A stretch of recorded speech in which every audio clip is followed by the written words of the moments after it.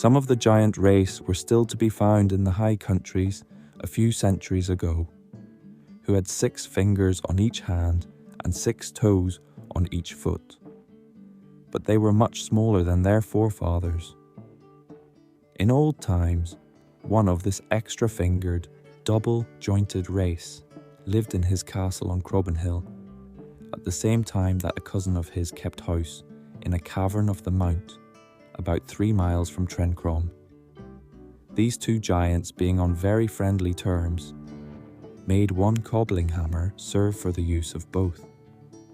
This hammer they used to throw forth and back between the mount and Trecrobben, as either of them happened to want it. One afternoon the giant of the mount called from the mouth of his cave, "Hello up there, Trecrobben, throw us down the hammer west Is, in a minute, look sharp and catch in," says he. It so happened that the wife of Correg Cows, as the giant of the mount was called, having her full share of curiosity, wanted to see Trecrobben, to ask after his old woman, and to know what was going on up amongst the hills.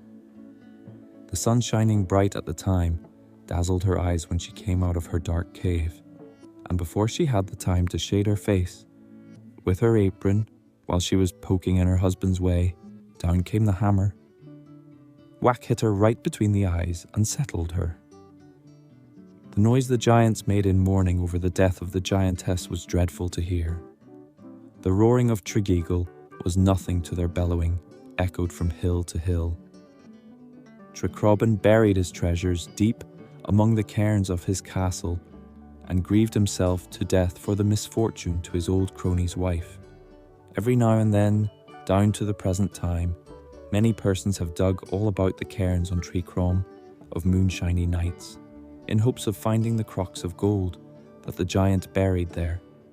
But whenever they dig so deep as to touch the flat stone that covers the mouth of the crock, and hear it ring hollow, out from the crevices of the rocks and cairns come troops of frightful-looking spriggans, who raise such dreadful weather that it scares the diggers away.